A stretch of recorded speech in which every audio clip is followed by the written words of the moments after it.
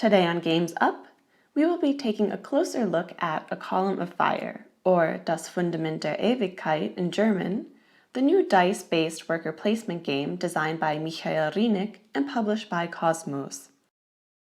A Column of Fire, which is based on the new novel in the Ken Follett Kingsbridge series, takes place during a tumultuous period in Europe, where Catholics and Protestants wrestle for power and prominent agents seek even more fame and influence. Each player receives one Lochleben card, which dictates their starting religion, starting good, and starting position on the action track. They roll the black religion die to determine the length of their first confession. In this example, the green player rolls a 3, which means they will be Protestant for 3 years, which is equal to 3 rounds of the game. The player also receives 5 dice, which will be used in the action phase. 1 round of the game is split into 2 half years. In the first half, players take turns decreasing the number on their religion die by 1 value. If the die was originally at a value of 1, they re-roll the die and may choose to either keep their current religion or switch to the other religion. When the die is turned down or a new religion is chosen, players must always check to see if they are the only one with this religion. If so, they receive 1 victory point. Players then look to their character cards, which they obtain during the second half of the year, which will be explained shortly. They decrease the value of each die on each character card by 1, and then complete the action of each of their character cards. If a character card originally had a value of 1, the special action cannot be used, and the character card is discarded. That die is now free again and will be rolled by the player in the next half of the year. Then the second half of the year begins. First, the player rolls their remaining available dice. Then they use 1 die of 1 color to select the face-up character card from the corresponding color region of the board. The purple die is a joker and can be used for any region. The corresponding religion stone indicated on the selected character card, either gray for Protestant, purple for Catholic, or tan for neutral, comes onto an available religion spot at that region. The player then places a trading house on the space corresponding to the number of the die they used in that region. They then place the die on the character card, which indicates how many years the player will be allied with this character. The player uses the special ability of the selected character. After using the special ability of the character, a new card is revealed on that region of the board. If an event card is revealed, then the event must be carried out immediately.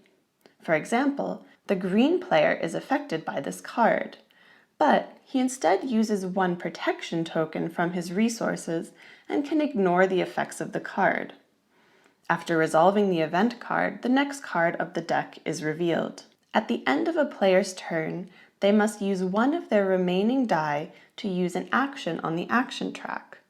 The player advances their marker to the next space of the selected die color.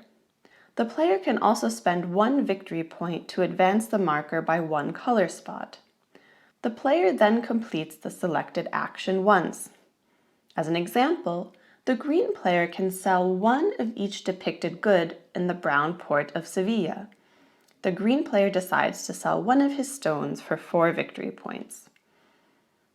If all religion spaces in 1 region of the board are filled, a religious conflict is triggered at the end of the active player's turn. The majority religion is determined either Catholic, purple, Protestant, gray, or it remains neutral, tan, in the case of a tie. If 1 religion wins the conflict, then all players of the other religion lose their trading house in that region. Players of the winning religion receive victory points equal to the position of their trading house in that region. The game end is triggered when 1 player reaches 50 victory points. The following is an example of 1 additional round of play for the green player. The green player can choose to switch religions and decides to become Protestant. Because 2 other players are also Protestant, he is not in the minority. On his character cards, the brown die is freed, and the orange die is turned down from 3 to 2, and he gains a barrel. After all other players have finished their first half of the year, the second half of the year starts. The green player rolls his available dice and is very happy with the purple 5. He is going to use this purple 5 to go to Paris and to get the blue face-up character card. Paris gets a neutral religion stone, the green player gets a trading house at position 5 in Paris, and he receives the character card Pierre Armand. The special action of this card lets him put a gray Protestant stone on a religion spot in Paris, which will trigger a religious conflict after he ends his round. On the action track, he uses his blue die and 1 victory point to move his marker to the special action, which lets him remove a Catholic marker in Sevilla. The green player is currently Protestant, so he doesn't want the Catholics to get the upper hand. At the end of the round, the conflict in Paris takes place. The Protestants win, and all players get victory points depending on their trading house location. No Catholics were present in Paris, so no trading houses are lost. A Column of Fire is the 3rd novel and 3rd corresponding game in the Ken Follett Kingsbridge series. A Column of Fire follows in its predecessors' footsteps, The Pillars of the Earth and World Without End, with realistic, detailed artwork, a historical European setting, and an interesting twist on the worker placement mechanism. So let's take a closer look at A Column of Fire. The atmosphere and immersion in the game and the theme is not overwhelming at first. You most likely are thinking about your dice manipulation rather than the theme. Luckily, the event cards, with a few sentences of flavor text, can convey some of the tensions of the time. These event cards try to bring a bit of historical context to the gameplay. Also, the game comes with a reading sample from the actual book, which may help to immerse you more in the context of the game and the world. The game plays best with 3 or 4 players and is not very good with 2 players, because the religious conflicts are more interesting with more players. And with more players, more character cards are cycled through, and therefore more options are available, and also more event cards are revealed. It takes about 60 to 90 minutes to play, which is a reasonable length of time for such a game. The rules are theoretically relatively easy to understand. You turn down your dice, perform your character actions, then roll, select a character card, and use the action track. It's relatively straightforward and consistent, but somehow it just doesn't click and it doesn't run smoothly. The order of actions can be confusing in the beginning. When do I choose a character card and when do I use the action? When should I use the action wheel? When is a religious conflict triggered? The first game in particular was quite a rough experience.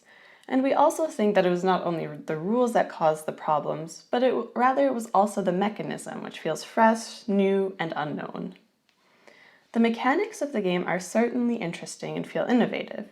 Using dice to control the length of time you have a worker or character card in this case is unique and a clever time-based aspect of worker recruitment. A Column of Fire thereby doesn't feel like a standard worker placement game where you place a worker, take an action, and then get the worker back after 1 round. Here you have several things to consider when recruiting a worker or character.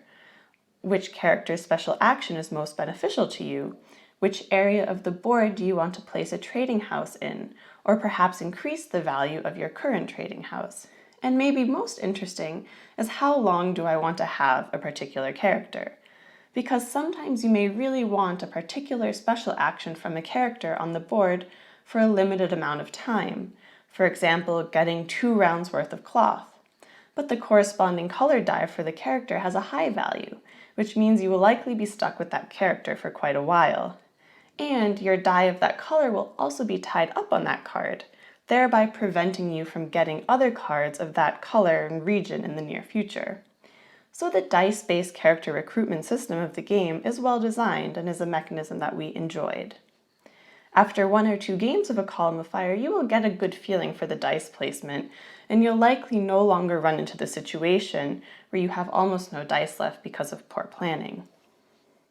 The amount of strategy you can follow is almost completely dependent on the available cards during the second half of a round.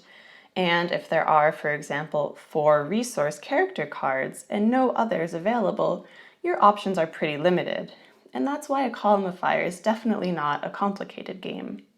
For example, there are many characters that provide resources or goods in the decks. But putting a high numbered dice on a card and getting a lot of goods is not very useful. The goods are quite difficult to convert into victory points, or there weren't many opportunities to sell goods, and so we almost always had way too many goods at the end of the game. Thus, the characters that give you 1 resource per round were only worth investing in for short periods of time, so with a low value die, which lets you free the die quickly again.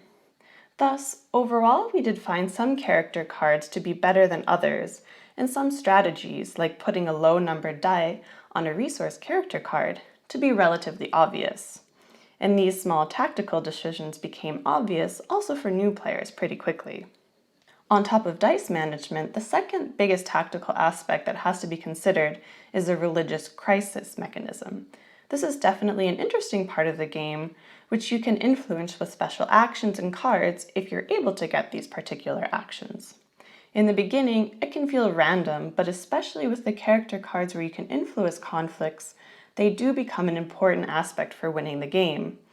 But yes, there will always be luck involved in the form of other players helping you win a conflict, and there are times where you just are unable to influence a conflict and may end up losing a trading house in a region, which can be quite costly.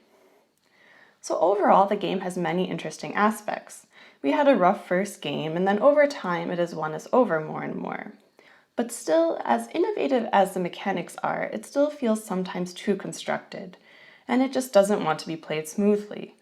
The weight of the game is a little over a gateway game, especially after you learned how to handle the dice mechanics.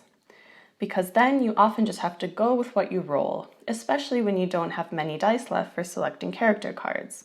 There's frequently just only 1 good card that you can go for on your turn. The game for us has been kind of up and down, and we would therefore recommend that people test it out before buying. Even considering that our first game experience was not very good, it grew with us after playing it more often. It's definitely a very interesting worker placement game with some rougher gameplay, but nonetheless it has something special in its unique mechanics. Thank you for watching Games Up. See you next time.